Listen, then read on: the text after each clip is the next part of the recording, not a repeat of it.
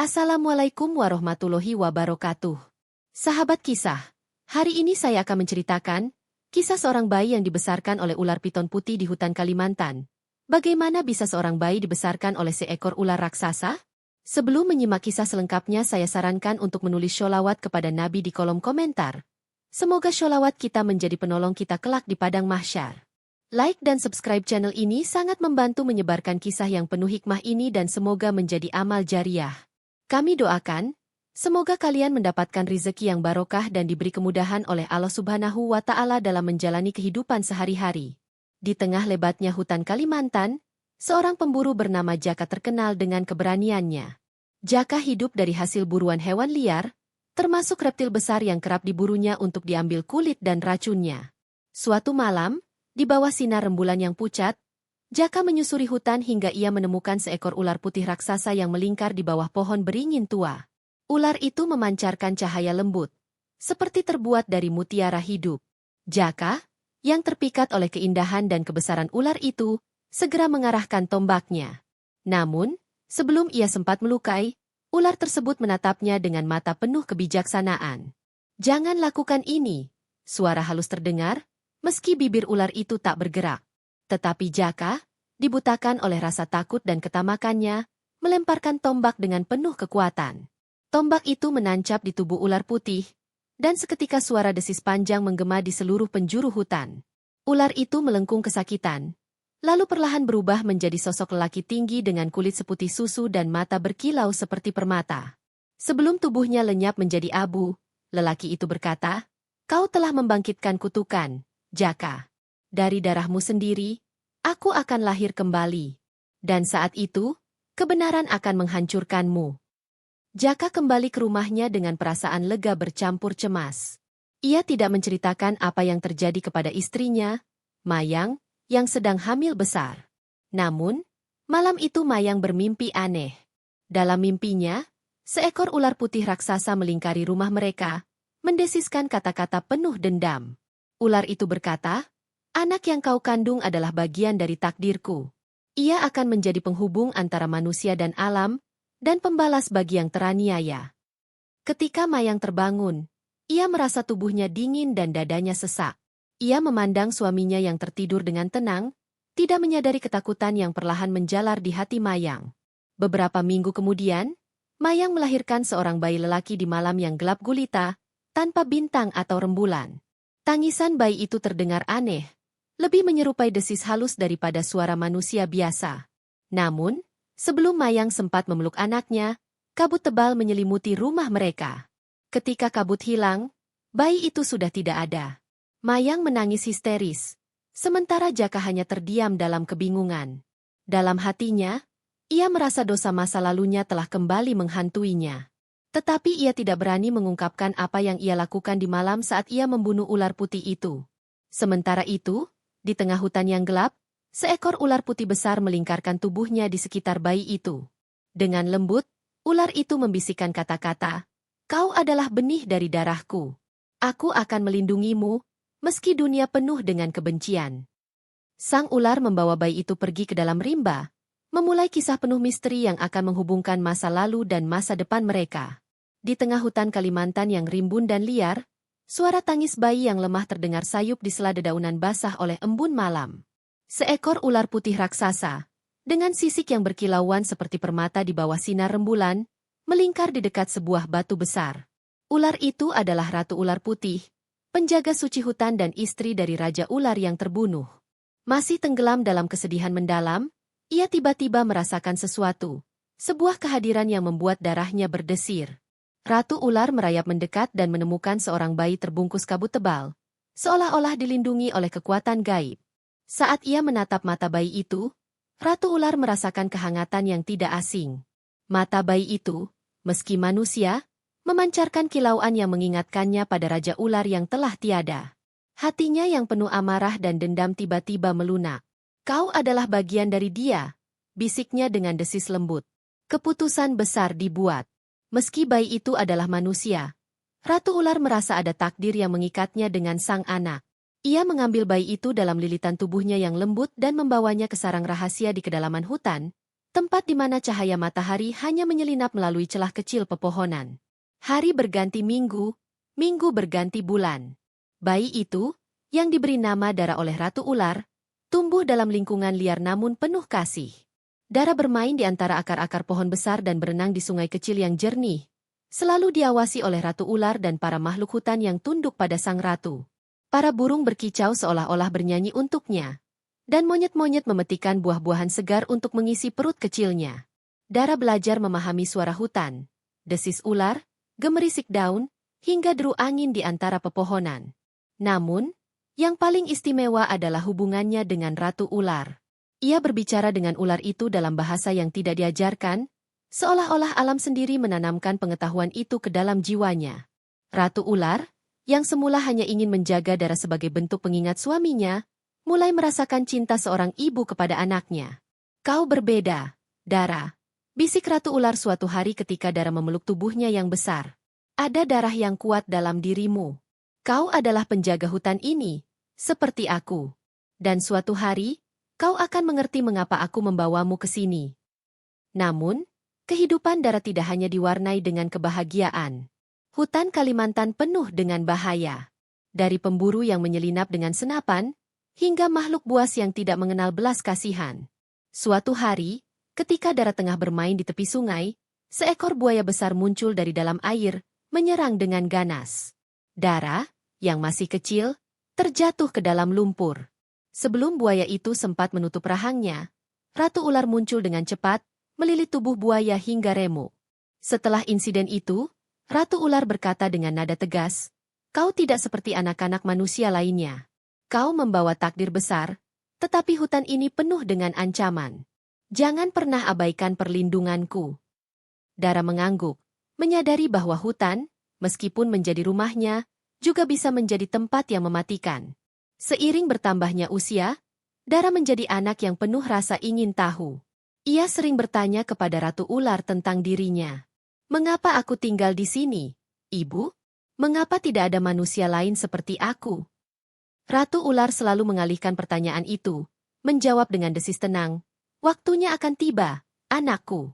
Kau akan tahu segalanya. Tetapi untuk sekarang, hutan ini adalah duniamu." Di balik jawabannya yang tenang, hati Ratu Ular dihantui ketakutan. Ia tahu bahwa kebenaran tentang asal-usul Dara, serta tragedi yang menghubungkan mereka, suatu saat akan terungkap. Dan pada hari itu, Dara harus memilih antara dunia manusia dan alam yang telah membesarkannya. Dara tumbuh menjadi seorang pemuda yang kuat dan tangkas. Kehidupan di hutan membentuknya menjadi bagian dari alam itu sendiri. Ia mampu berlari tanpa suara di atas dedaunan kering, memahami bahasa burung, dan membaca tanda-tanda dari angin. Namun, seiring bertambahnya usia, ia mulai merasa bahwa sesuatu yang penting hilang dari dirinya. Seperti ada ruang kosong dalam jiwanya yang tak bisa ia isi, tidak peduli seberapa erat ia menyatu dengan hutan. Suatu malam, saat ia duduk di tepi sungai, mendengarkan gemericik air yang memantulkan cahaya bintang, ia mendengar suara berbisik dari dalam angin. Suara itu samar, tetapi jelas. "Dara, cari kebenaranmu. Kau bukan hanya bagian dari hutan ini." Ia memandang ke sekeliling, tetapi tidak ada siapapun selain bayangannya di air. Sejak saat itu, bisikan-bisikan itu semakin sering terdengar, datang dari pepohonan, desiran rumput, dan bahkan gemerisik daun yang terjatuh. Semuanya memberi pesan serupa, "Cari asal-usulmu." Penasaran dan terganggu oleh bisikan itu, Dara akhirnya menghadapkan pertanyaan kepada Ratu Ular. Suatu malam di bawah cahaya rembulan, ia berdiri di hadapan sosok besar Ratu Ular yang tengah melingkar di sarangnya. "Ibu," ujar Dara dengan suara tegas, "aku ingin tahu siapa aku sebenarnya. Dari mana aku berasal? Mengapa aku satu-satunya manusia di hutan ini?" Ratu Ular memandangnya dengan mata yang penuh kasih tetapi juga kesedihan. Ia tahu saat ini akan datang, tetapi hatinya tetap berat untuk menjawab. "Dara," desisnya pelan, "kau adalah anak hutan ini. Aku telah melindungimu sejak kecil, dan itulah yang penting. Tapi masa lalu adalah luka yang masih berdarah. Belum saatnya kau mengetahuinya." Namun, Dara tidak puas dengan jawaban itu. Ia merasa ada lebih banyak yang disembunyikan. Malam itu, ia tertidur di bawah pohon besar dan mulai bermimpi. Dalam mimpinya, ia melihat seekor ular putih besar terluka parah. Tubuhnya ditusuk oleh tombak. Di sisi lain, ia melihat seorang pria dengan mata yang berkilauan, mirip dengan dirinya, berdiri melawan bayangan gelap. Pria itu terjatuh, dan darahnya membasahi tanah, mengalir ke akar pohon. Saat Dara berusaha mendekat, mimpi itu berakhir, meninggalkannya dengan rasa takut dan penasaran. Hari-hari berikutnya, mimpi-mimpi itu terus berlanjut, semakin jelas dan nyata. Dalam salah satu mimpinya, ia melihat seekor ular putih perempuan, Ratu Ular, melingkupi tubuh seorang bayi dengan lilitannya, sementara bayangan seorang wanita manusia menangis di kejauhan. Dara terbangun dengan keringat dingin, merasa bahwa mimpi itu bukan sekadar imajinasi, melainkan potongan-potongan memori yang terpendam. Dara mulai menghindari Ratu Ular, merasa ada sesuatu yang disembunyikan darinya. Ia mencari jawaban dari alam, bertanya kepada pepohonan tua yang dianggapnya menyimpan sejarah, dan mendengarkan nyanyian burung yang sering menyampaikan pesan-pesan tersembunyi. Namun, jawabannya selalu kembali pada satu hal, lihat ke dalam hatimu. Kau adalah bagian dari dua dunia. Suatu malam, Dara kembali menghadap Ratu Ular, kali ini dengan tekad yang lebih besar. Ibu, aku tahu kau melindungiku, tetapi aku perlu tahu. Apakah aku benar-benar bagian dari hutan ini? Apa yang sebenarnya terjadi sebelum aku ada? Ratu Ular mendesah panjang. Suaranya gemetar seperti daun yang tertiup angin. Dara, ujarnya, kau adalah darah dua dunia. Ayahmu adalah raja yang melindungi hutan ini, tetapi ia juga korban dari kebencian manusia. Kau adalah titisan cinta dan tragedi. Dara tertegun, tetapi sebelum ia bisa bertanya lebih lanjut, Ratu Ular melanjutkan, ada banyak yang belum kau pahami. Dunia manusia tidak sebaik yang kau bayangkan, dan dunia alam tidak sesederhana yang kau rasakan. Saatnya akan tiba bagimu untuk melihat segalanya, tetapi kau harus siap menghadapi kebenaran, bahkan jika itu menyakitimu.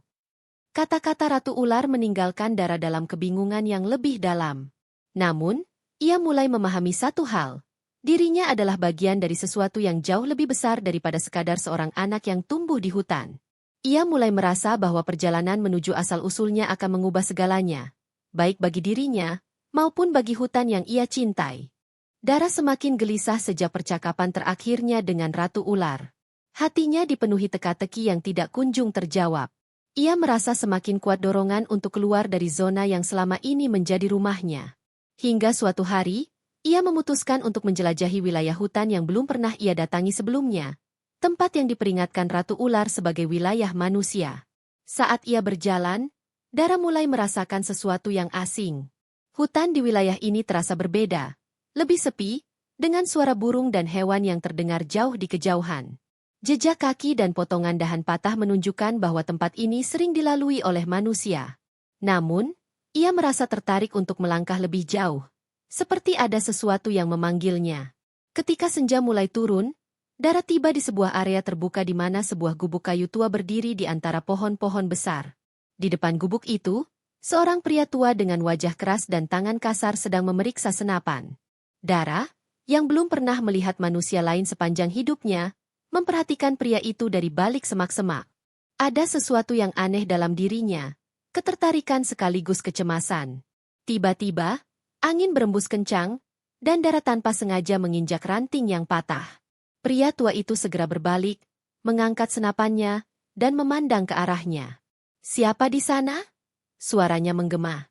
Dara keluar dari persembunyiannya, mengangkat kedua tangan untuk menunjukkan bahwa ia tidak berbahaya.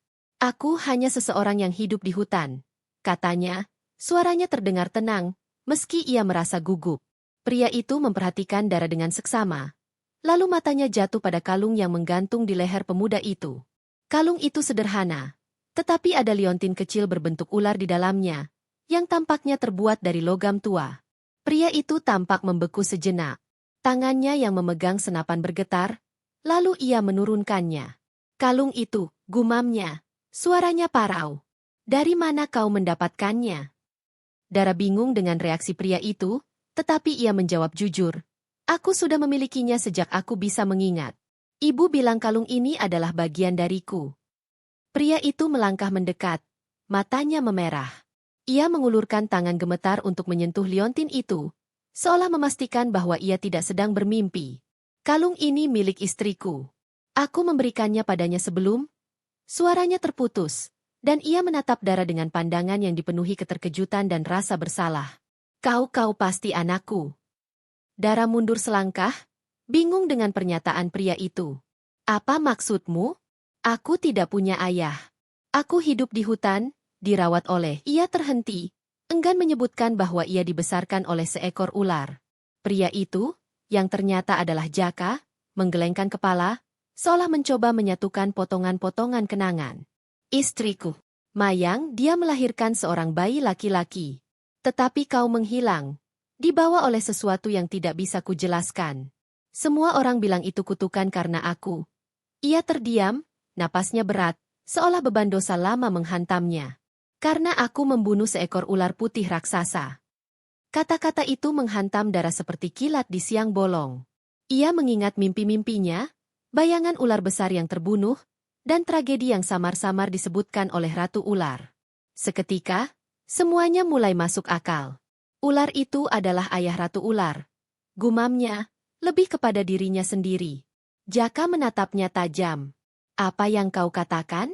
Ular, apa hubunganmu dengan ular? Dara berbalik, berusaha mengatur pikirannya.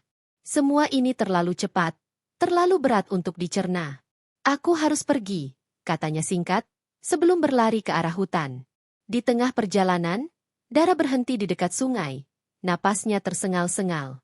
Ia memandang bayangannya di air, mencoba memahami siapa dirinya sebenarnya. Sang pemburu yang ia temui ternyata adalah ayahnya. Tetapi ayahnya juga pembunuh Raja Ular, suami dari Ratu Ular yang telah merawatnya selama ini. Hati Dara terasa tercabik-cabik. Ia adalah hasil dari dua dunia yang saling bertentangan.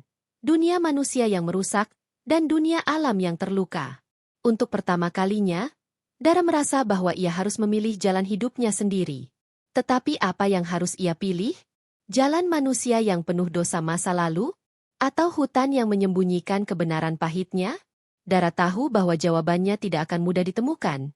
Tetapi ia bertekad untuk menghadapi kebenaran yang selama ini tersembunyi. Dan untuk itu, ia harus kembali ke Ratu Ular. Bahkan jika itu berarti mengungkap luka lama yang mungkin tidak bisa disembuhkan. Malam itu, bulan penuh menggantung di langit, dan suara bisikan hutan terdengar lebih tajam dari biasanya. Sang pemburu yang sedang berjaga mendengar suara desis yang menyeramkan mendekat dari arah hutan. Ketika ia mengangkat busurnya, seorang wanita cantik dengan mata tajam berwarna kehijauan muncul dari bayangan pepohonan. Kulitnya putih pucat, dan rambut panjangnya menjuntai seperti aliran sungai hitam. Ia tak lain adalah Ratu Ular. Berhenti, katanya lembut tapi penuh ancaman. Aku tak datang untuk bertarung, tapi untuk memberitahumu kebenaran. Sang pemburu tetap waspada, tetapi saat wanita itu mulai berbicara, kebenaran menghantamnya seperti badai. Ratu Ular mengungkapkan identitasnya sebagai jelmaan dari Ratu Ular Putih. Ia adalah istri dari Raja Ular yang telah dibunuh oleh sang pemburu. Raja Ular, yang selama ini dianggap hanya seekor ular besar, adalah makhluk suci yang menjaga keseimbangan di hutan tersebut. Namun, bagian yang paling mengejutkan adalah pengakuan berikutnya. Sebelum dibunuh, Raja Ular telah menjalin hubungan dengan seorang wanita manusia yang tak lain adalah istri sang pemburu.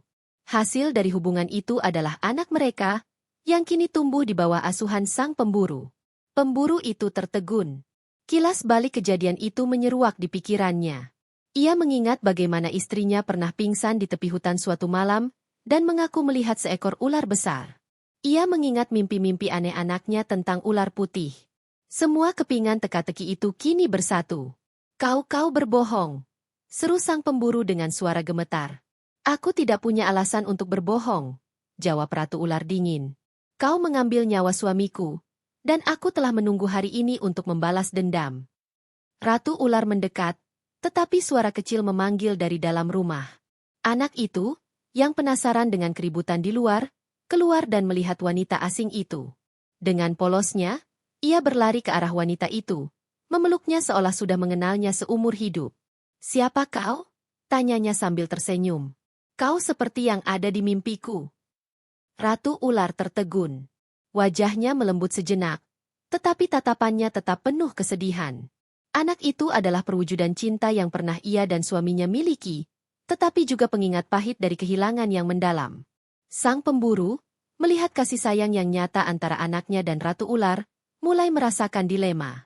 Di satu sisi, ia adalah pelaku utama dari tragedi ini, tetapi di sisi lain, ia telah membesarkan anak itu seperti darah dagingnya sendiri. Pemburu itu akhirnya menjatuhkan busurnya ke tanah. Aku tak tahu. Aku tak pernah tahu, ucapnya lirih. Matanya mulai basah. Ratu Ular mendekati anak itu, mengusap rambutnya dengan lembut. Tetapi ketika ia menatap pemburu itu, kemarahan kembali menguasainya. Kau akan membayar atas apa yang kau lakukan, katanya dengan suara dingin. Tapi tidak malam ini. Aku akan memberimu waktu untuk mempersiapkan dirimu. Namun, sebelum pergi, ia meninggalkan pesan yang mengguncang hati sang pemburu. Anak itu adalah anakku. Cepat atau lambat, ia akan memilih. Apakah ia akan tinggal bersamamu, atau bersamaku? Malam itu, pemburu itu hanya bisa memandangi anaknya dengan hati yang hancur. Ia tahu, meski anak itu tak berdosa, ia telah mewarisi darah ular, darah musuh yang telah ia bunuh. Sementara itu, Ratu Ular menghilang ke dalam kegelapan, bersumpah bahwa balas dendamnya akan lebih dari sekadar pembunuhan. Fajar baru menyingsing di atas hutan, tetapi tidak ada kedamaian yang terasa di antara pohon-pohon tua itu. Sang pemburu, anaknya, dan Ratu Ular berdiri di tengah tanah yang lembab. Udara dipenuhi ketegangan, seperti menanti ledakan yang tak terhindarkan. Ratu Ular memandang pemburu itu dengan tatapan tajam, penuh dendam dan rasa kehilangan.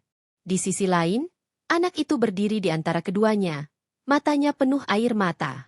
Ia tak pernah meminta menjadi bagian dari konflik ini, tetapi kini ia menjadi jantung dari dilema besar.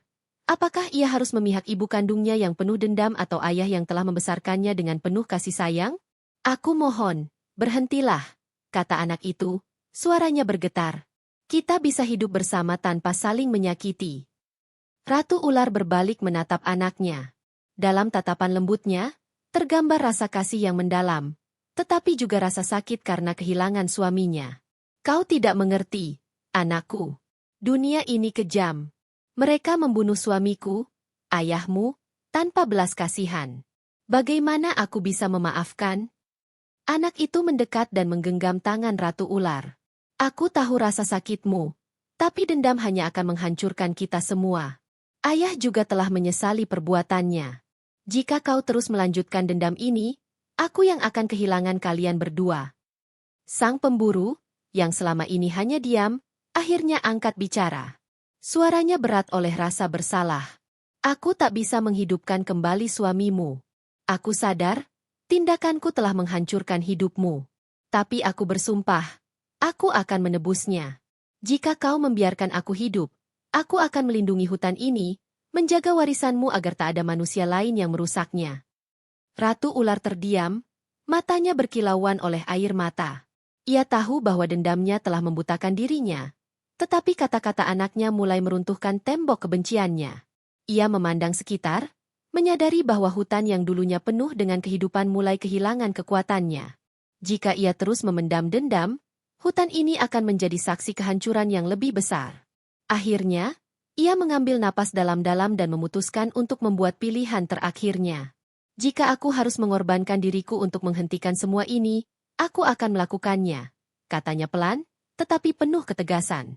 Tubuhku akan menjadi pelindung hutan ini, dan jiwaku akan menjaga kalian semua. Sebelum sang pemburu atau anak itu bisa menjawab, tubuh Ratu Ular mulai berubah.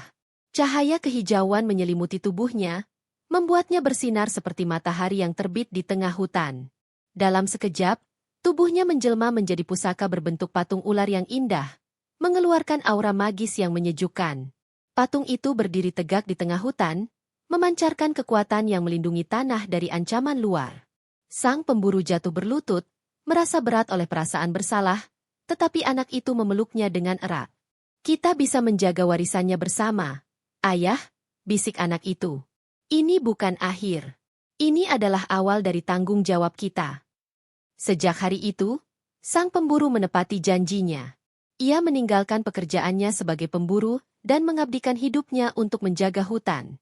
Ia mendirikan penanda-penanda di sekitar hutan agar manusia lain tidak merusak ekosistemnya. Sementara itu, anak itu tumbuh besar, belajar tentang kehidupan hutan, kekuatannya, dan misteri alam yang diwariskan dari kedua orang tuanya. Anak itu menjadi penjaga hutan yang dihormati. Ia mengajarkan manusia tentang pentingnya menjaga keseimbangan alam, menggunakan pusaka Ratu Ular sebagai simbol kasih sayang dan pengorbanan. Hutan itu tidak lagi menjadi tempat penuh konflik, tetapi menjadi rumah bagi harmoni antara manusia dan alam.